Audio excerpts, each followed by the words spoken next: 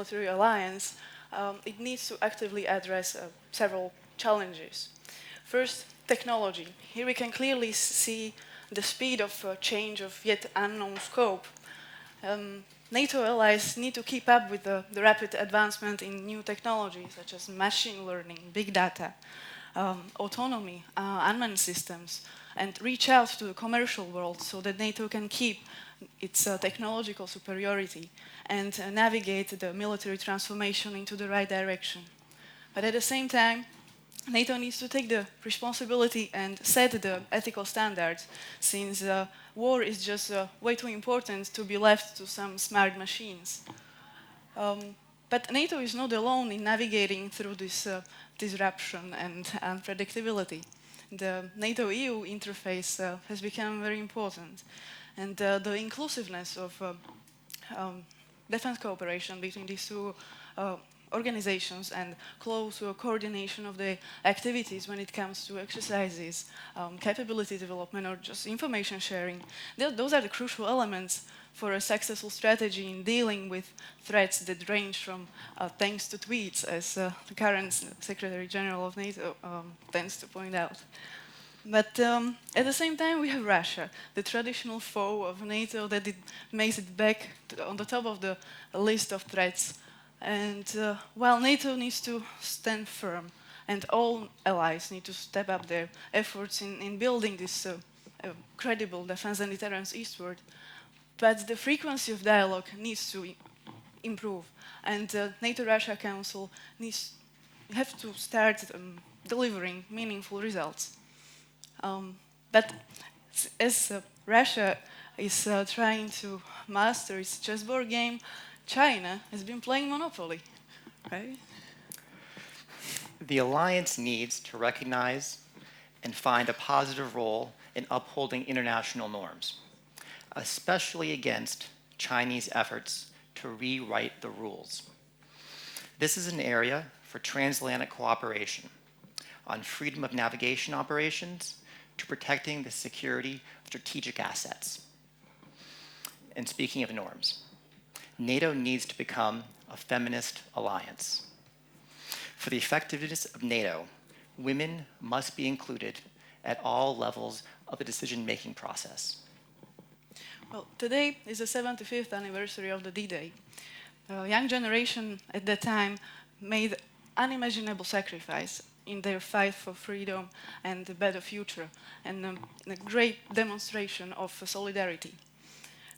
We are incredibly lucky that our generation didn't have to go through this kind of experience, but it doesn't mean that our ambition is different. It's going to be our job to make sure that we continue to live in a world that is prosperous, secure, and stable. So now we have the great pleasure to welcome Admiral Nilsson from the Allied Command Transformation from Norfolk, where this NATO Strategic Command bridges today and tomorrow, and make sure that Alliance will have the right tools to embrace the future challenges. So, sir, the floor is yours.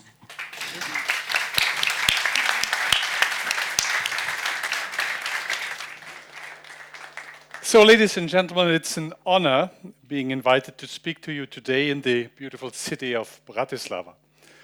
I'm very excited to be here and to provide you with a little bit of insight in our daily work in the only strategic NATO command on the American continent. The future of war and conflict is the question that should not only concern members of the military, but the whole of society due to the comprehensive impact of threats through future technologies.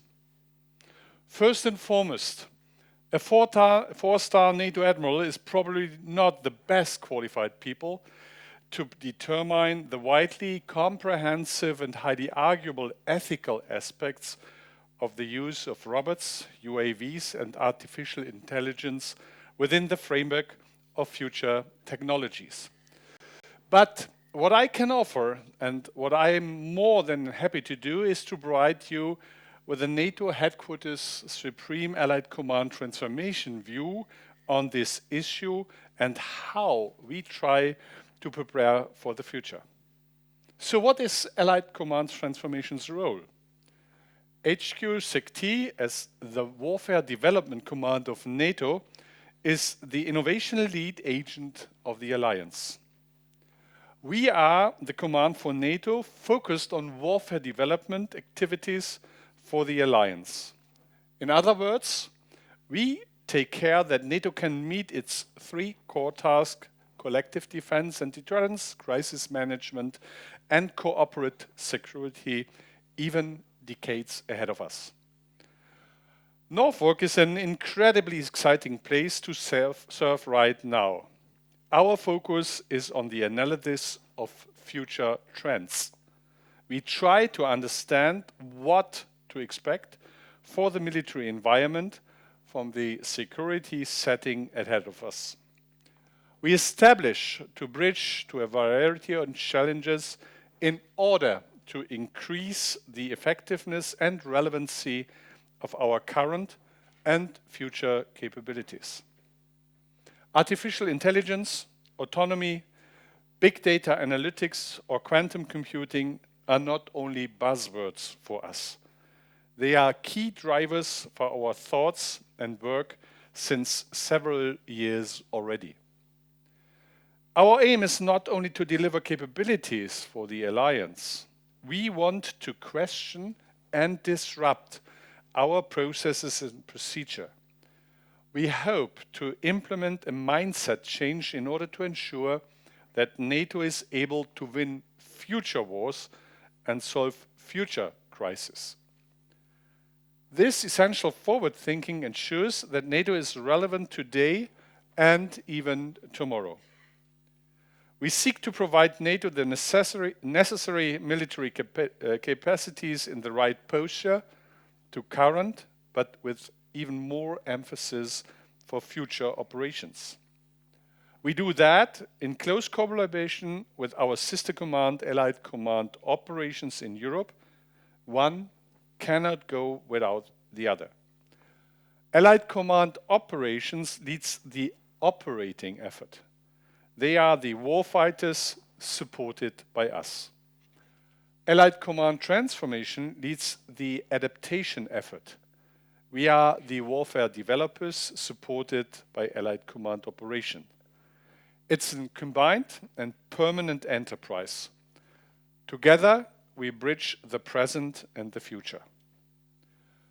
Our most important outputs are the strategic foresight analysis, or in short, SFA, in which we don't predict the future, but instead depict future political, social, technological, economic, and environmental trends and highlight their implication for the alliance up to 30 years ahead.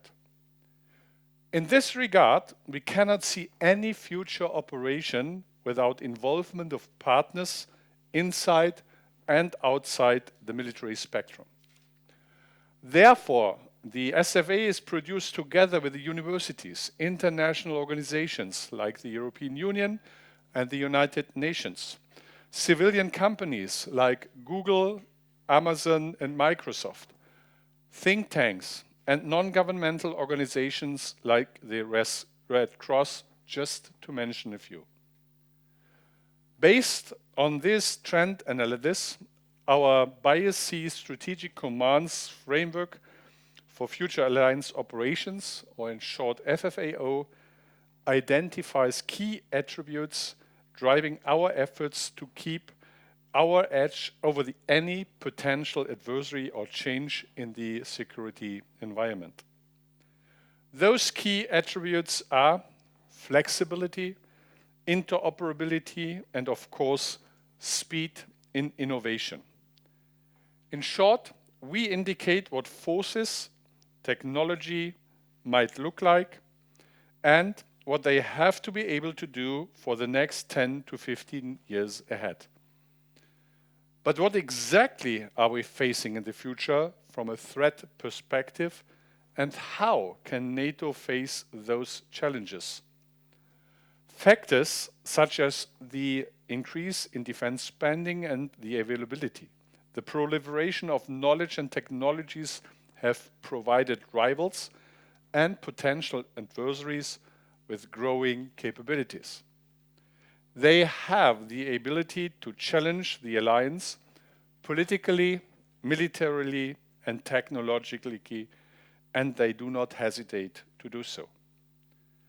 A substantial part of the rapid modernization of potential competitors' military capabilities is supported by the access and the use of emerging and disruptive technologies. A number of state and non-state actors are developing new capabilities, like the fighter robots presented by Russia. Therefore, artificial intelligence must be an integral part of our planning. By the way, ladies and gentlemen, discussions defining AI in a civilian environment as per se good, but in the military environment as per definition bad, are just irrational and not helpful. In a military environment, AI can definitely support and enhance decision-making, which ultimately can save lives. At the NATO Warsaw Summit in 2016, nations agreed to identify advanced and emerging technologies to evaluate their applicability in the military domain and to implement them through innovative solutions. Indeed, exploiting emerging and disruptive technologies will allow us to develop game-changing capabilities in order to provide NATO the ability to counter potential adversaries as the alliance continues to deter, defend, and guarantee peace. And we all are aware we can't work on the future without being connected with many others. Therefore, we at Allied Command Transformation have created a still growing ecosystem with currently 60 universities, think tanks, NGOs, IOs, and about some 100 industrial companies. In a collaborative effort, we have already established a common understanding. Firstly, of the importance of disruptive technologies such as artificial intelligence, autonomy, and quantum computing. Secondly, of the urgency of our alliance to adapt at the speed needed to act to take advantage of the opportunities and meet the challenges alike.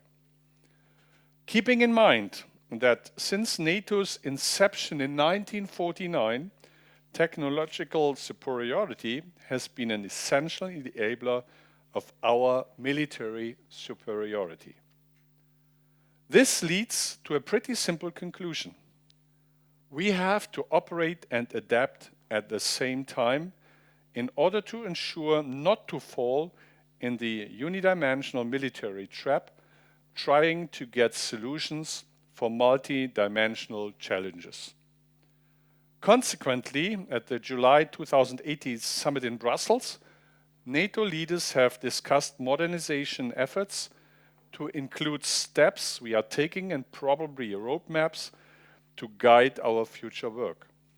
As an example, where the future work could lead to, the Thoughtabots video by Stuart Russell, a University of California computer science professor, and the Future of Life Institute, which is backed by Stephen Hawking and Elon Musk, take us into the edge of what is possible today. Please watch.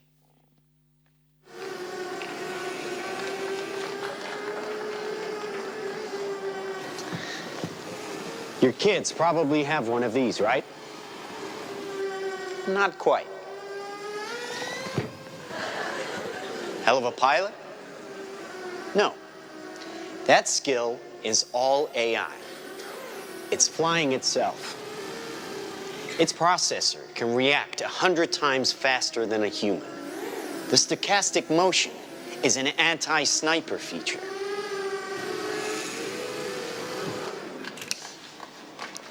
Just like any mobile device these days, It has cameras and sensors, and just like your phones and social media apps, it does facial recognition. Inside here is 3 grams of shaped explosive. This is how it works.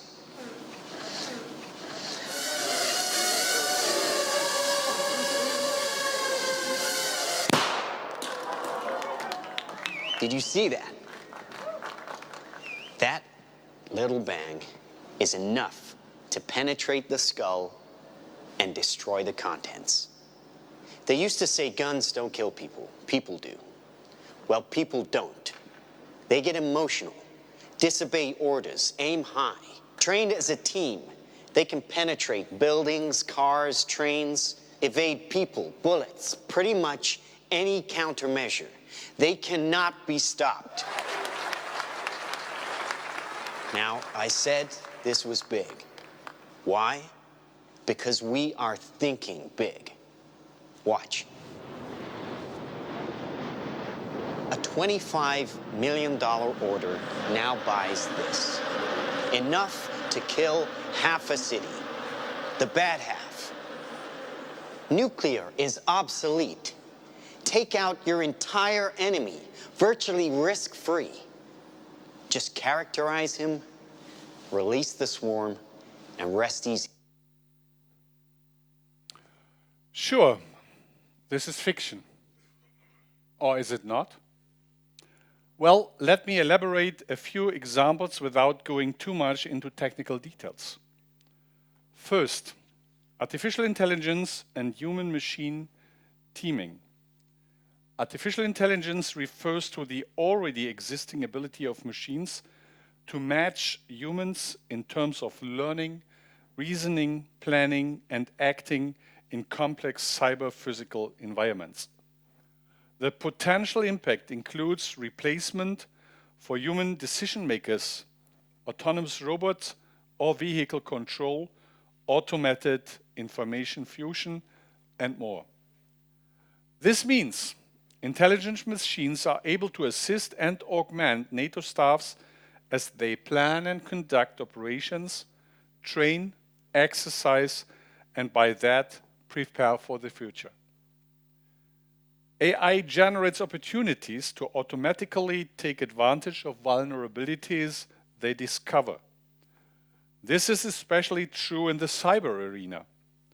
And with the use of quantum computing, put-at-risk passwords enable greater use of image processing and, as we are already experiencing in our societies, increasingly complex autonomous generation of false multimedia information. This will drive NATO to require new processes, new skills, and new policies. Without any doubts, it will require political willingness and new legal frameworks in order to exploit the full potential of these new technologies. The world is at the threshold of a new era.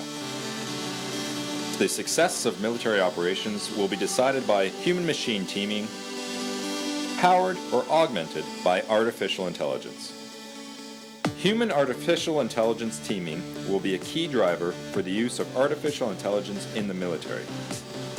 Human augmentation, underpinned by artificial intelligence, will be the extension of centuries of human endeavor in which people sought to become faster, stronger, and smarter through the use of tools and machines. To get this right, effective human-machine teaming for decision-making requires a strong understanding of how good teams operate. Innovative research, experimentation, and planning is critical to charting the course ahead. NATO must employ human-artificial intelligence teaming efficiently and ethically.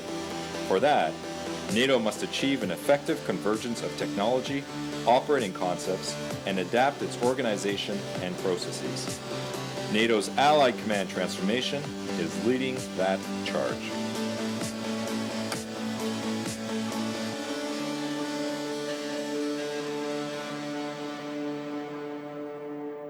Ladies and gentlemen, NATO has to leave its comfort zone and to increase pace at all levels. Second, autonomy. Autonomy is becoming much more relevant in modern warfare and is therefore of particular importance to NATO. Allied Command Transformations, and therefore NATO's autonomy program, is a coherent and structured approach initiated in 2017, which encompasses both existing activities and future projects. Its purpose is to identify opportunities and risks, facilitate awareness within NATO of national capability development efforts, and to ensure interoperability standards. The program focuses as well on the education and training of our NATO command structure personnel, and more important, the legal, moral, and ethical implications of autonomy, especially in the military environment. Within this program, a very close collaboration with industry and academia to leverage their expertise, experience, and development steps in autonomy is a must, not an option. Our mindset is to be a bridge to connect operational experience, knowledge, and resources between NATO, industry, and academia. And we have some practical examples going well beyond the known, such as the flying drones. In 2016 already, 3 autonomous machines displayed autonomy as a maritime surface robot. They talked to an underwater robot and told it to launch a flying robot based on pre-planned routes, but updated through real-time data gathered in this situation. Moreover, all of this happened in mobile communication and sensor robotic packages. Maybe some of you have seen the low-cost swarming technology, where 30 mini drones were launched from a tube in less than a minute, created a swarm able to self-reconfigure and to overwhelm an adversary autonomously. This kinds of capabilities will change our approach to warfare. We must start now to consider both the opportunities but also the challenges should an adversary choose to use them against us. My third area is cyberspace as a domain in operations. Already at the Wales Summit in 2014, the heads of states and government agreed that cyber defense is part of NATO's core task of collective defense. At the Warsaw Summit in 2016, they pledged to enhance the cyber defense and their national networks and infrastructures and recognize cyberspace as a domain for military operations alongside air, land, and sea. However, cyberspace differs from all the other domains as constantly evolving, man-made construct. Unlike other domains, NATO, as an international organization, owns, operates, and protects its own portion of cyberspace, the so-called NATO enterprise. Additionally, with relatively low barriers to entry, malicious actors can attain the skill and resources required to persistently engage in disruptive cyberspace activities, and they do. Their ability to remotely manipulate and or disrupt activities through cyberspace increases their opportunities to rapidly generate effects while complicating attribution. Therefore, recognizing cyberspace as a domain of military operations provides us the opportunity to improve NATO's ability and to conduct operations across all domains and maintain our freedom of action and decision in all circumstances.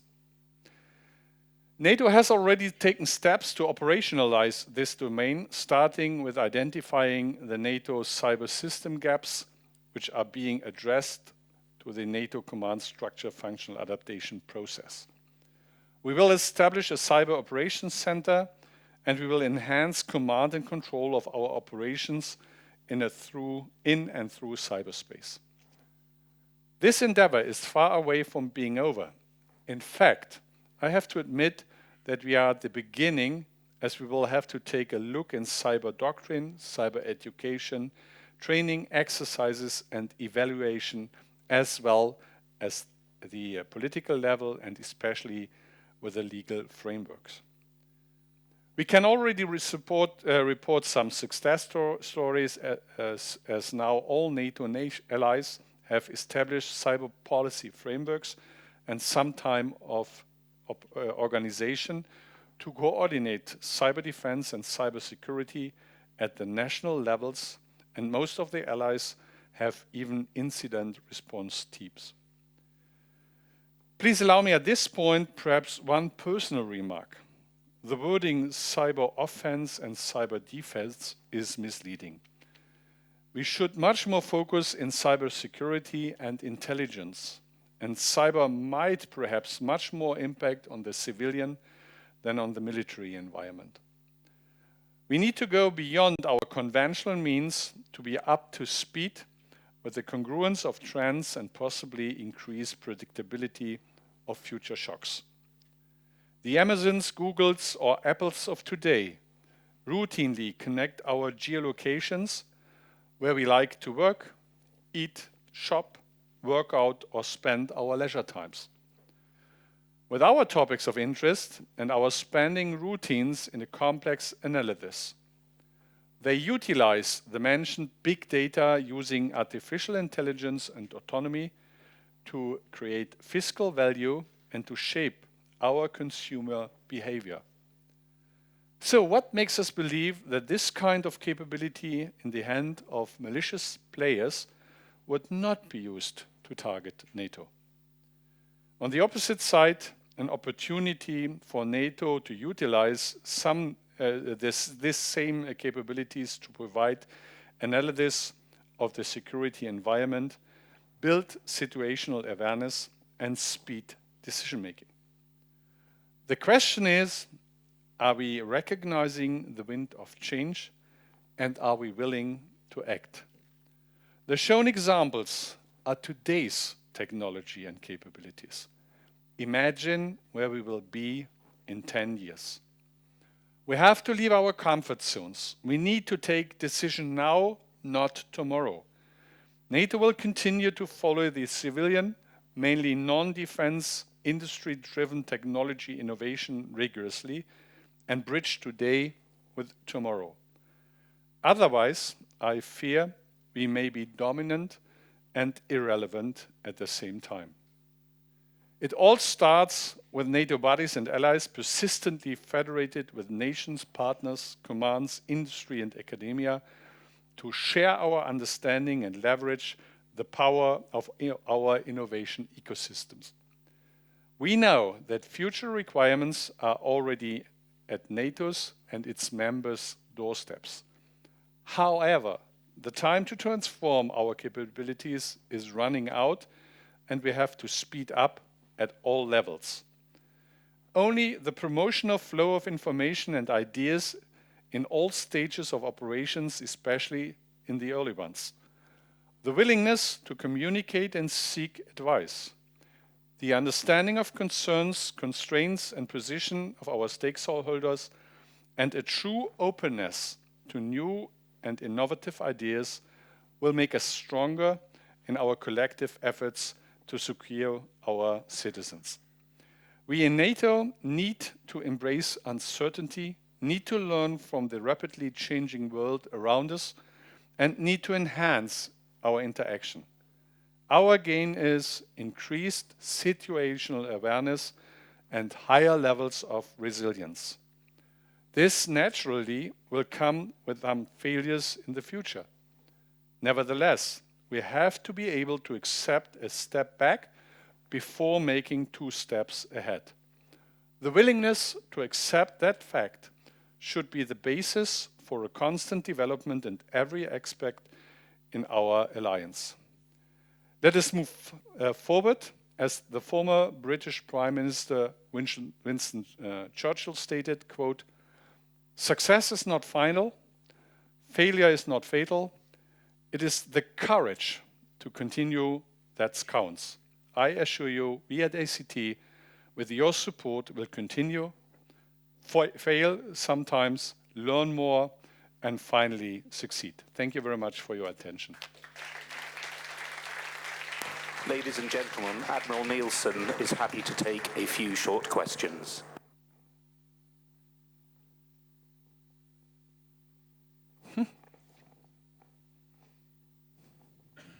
Quick question and one footnote. I'm Rastislav Kachev from GLOBSEC.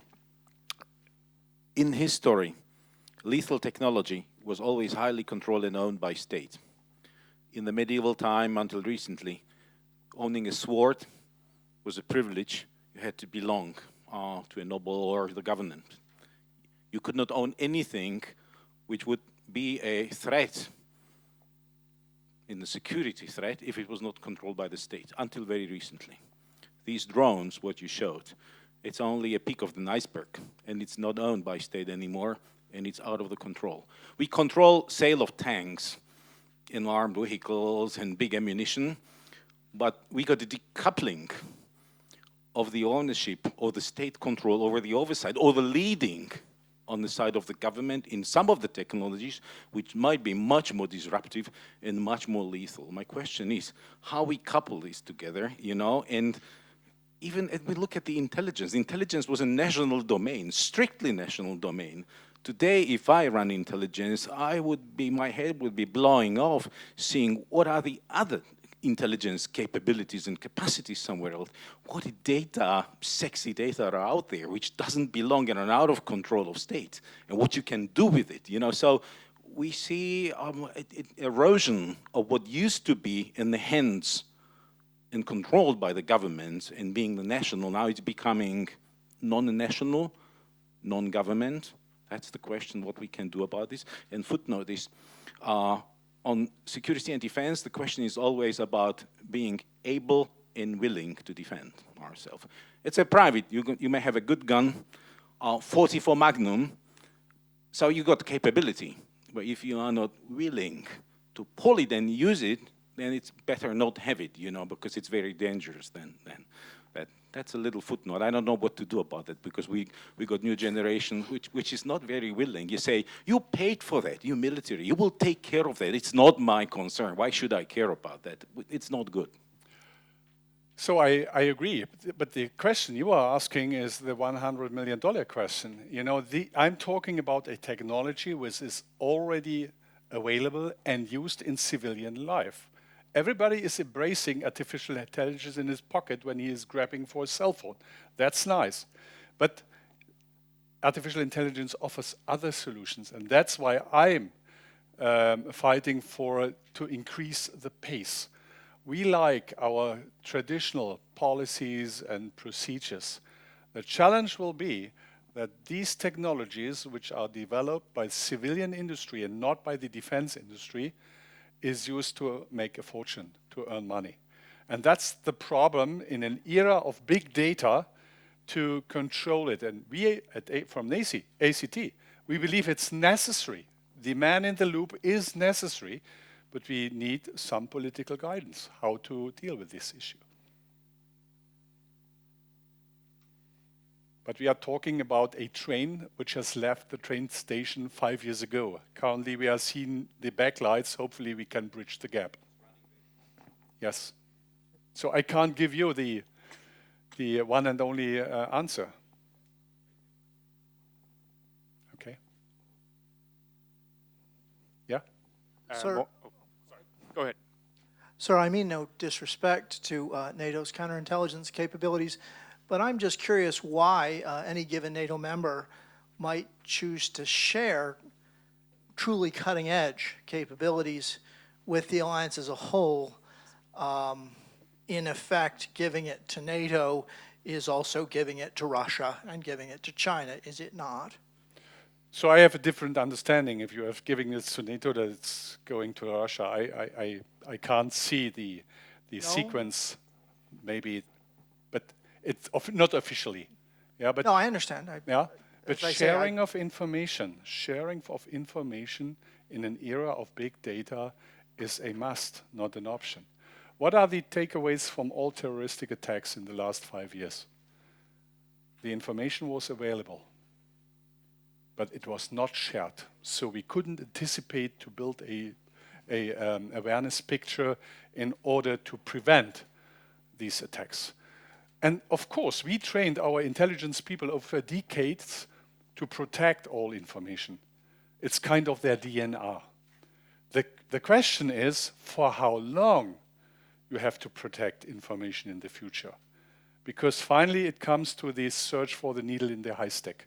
I can't give you the one and only solution, but I'm deeply convinced sharing of information makes us stronger in an era of big data, and those who are not willing to share their information may fail. That's our view on this, and we are discussing, especially in the intelligence environment, and ASG van Norenhoven is with us. It's dark bread work, but we are convinced sharing of information is finally building trust. I hope so. I hope Turkey decides to share the new missiles they're acquiring from Russia with us too. Yeah, but what is another option? Yeah, so if some members disagree or have a different perspective, it can't be that all others say okay because there's one who has some problems or which has some problems with this, and we weaken our position. That's my view on this topic. I completely agree. I was just curious to hear the view. Thank you. Morten Seeger, I'm working for the World Bank on innovation policy. Just curious how if NATO can tap into Horizon 2020 or DARPA funding and work with research institutes, work with the private sector to actually, the foresight that you do research and development with them and then actually implement something, commercialize directly through NATO. Is that possible or not? I think we should at least consider this, because with the processes, procedures, funding processes, budget processes from the past, I'm deeply convinced we will not solve future problems. So we can ignore this, yeah. But on the other hand, ignoration will not make us stronger. And you know, once again, it's a change of mindset at all levels, not only in the military. Military has to learn that we are not that's not necessary that we are always sitting in the driver's seat. Yeah, when we are talking about the 360-degree view. But defense has to be discussed in our society much broader than we did it in the last 1 or 2 decades. Finally, it's a question of building resilience. And defense is an important part, but not the driving part in this environment.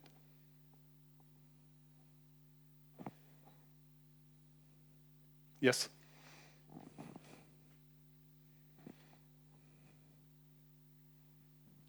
Hi, Lindsay Gorman from the German Marshall Fund. One thing I was thinking about as you gave your really frightening and informative remarks was that the core of the NATO alliance is on some level one of shared values, and technologies like these risk putting that into question in terms of different member states viewing different technologies to be used in different ways. So I'm wondering how you see NATO's role in addressing AI in particular and autonomy from the values and governance standpoint. And as member countries develop their own AI strategies, what's NATO's position and actions to ensure an interoperability of those values and how the technologies are used in addition to the interoperability of capabilities? So NATO has the same position like the nations, because NATO is nothing else than the nations. So if the nations agree or disagree what you mentioned, it's a clear guidance, a guideline and task for us. We can initiate discussions. We can talk about the advantages and disadvantages, but the final decision is always made by the nations, not by NATO. But it's obvious the technology is here. We have we are facing different challenges. The 360-degree view makes it necessary to open the discussion in perhaps various areas. We didn't do this in the past. But that's the strength of NATO, to find a common solution. But we should, once again, not ignore what's already possible, and we should at least consider that our adversaries probably will not hesitate to use this. It's a long way to go, and I can't see that there are easy solutions. But once again, I think we shouldn't look away from the issues.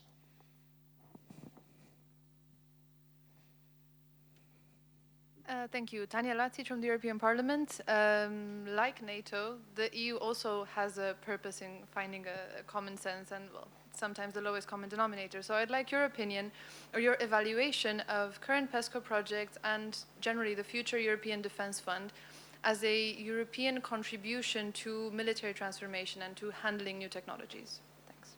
Yeah, I think that's a perfect field in which NATO-EU cooperation can make a lot of progress, because autonomy doesn't differentiate between NATO and EU. Artificial intelligence doesn't differentiate between NATO and EU. And interesting question, EU will have a funding which can be used in these areas. Perhaps it is a prudent idea to share it with NATO or the other way around. Perhaps it's a possibility for experimentation and common endeavor to try to get rid of these challenges. Ladies and gentlemen, we have time for just one more question, please. Thank you. Thank you, Admirals. I'm sorry for Sophia was it, you know? The robot. Good. Thank you, Admiral. Dalibor Pavlovka, Slovak MOD. Well, robots are perfect for keeping our soldiers off the harm's way, but I would like to hear your opinion, or can you elaborate more on autonomy? How much do you want to keep a human being in the loop, in decision-making loop, and who would be responsible, or what kind of responsibility would be for an error of autonomous machine if it kills someone it shouldn't? I think in all these systems, the human being is in the loop from the very beginning when we are developing all these issues. From our perspective, we are not looking forward for uncontrolled autonomous systems or tools or whatever. For us, it's important, and that's part, we talked about sharing values.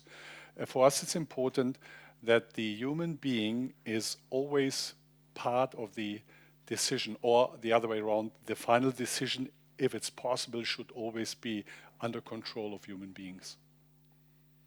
How to solve this? I think it's a big discussion, and we are starting. We are at the starting line to develop this endeavor. Yes. Excuse me. Just one more, because we are actually trying to get as much autonomy, even in that fantastic video, as possible. And I think that development is going this direction. So at some point in the distant future, or perhaps too distant future, we will have autonomous systems with very limited human involvement in that particular decision. Maybe there will be a human at the back, but machines might be quite autonomous. Who would be responsible for this error? From my perspective, it depends about what kind of autonomous systems we are talking. Currently, in the civilian life, there are lots of autonomous systems already working. So the question is, what kind of impact these technologies may have when we are talking about the military environment? Are they weapons? Are they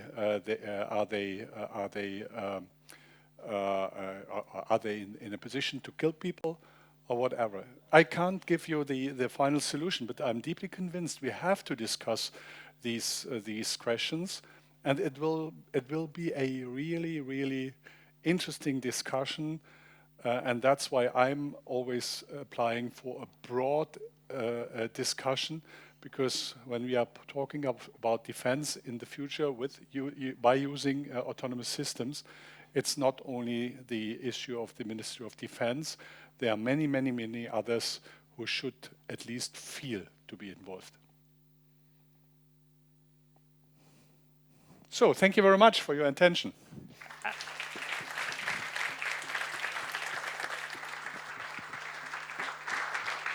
Admiral, can I just thank you very much indeed. If I may just bring to your attention something you said at the NATO 70th commemoration in Washington, that you felt that your granddaughter might be able to contribute an enormous amount with IT, and also maybe that the next generation needed to have more of a place in command and staff officers. So if I would have a wish free, I said this already several times publicly, I would replace 30% of my staff officers with these young leaders. And I think that would be for the benefit for all of us. We'll have a recruiting office. Okay. Thank you, Admiral. You will make it?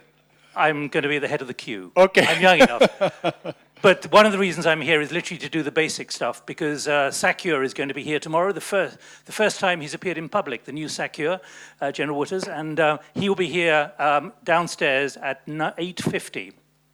I will be there at 8:30 trying to make some sense of disruption, whether you are navigating disruption or merely trying to chart the waters ahead. So if you want to be there for the Supreme Allied Commander's first remarks in public since he took over a month ago, then you better be there after tonight's cocktails. And for the cocktails, I can tell you the buses will leave at 7 o'clock from outside, and they will be able to get you back starting at 9:20.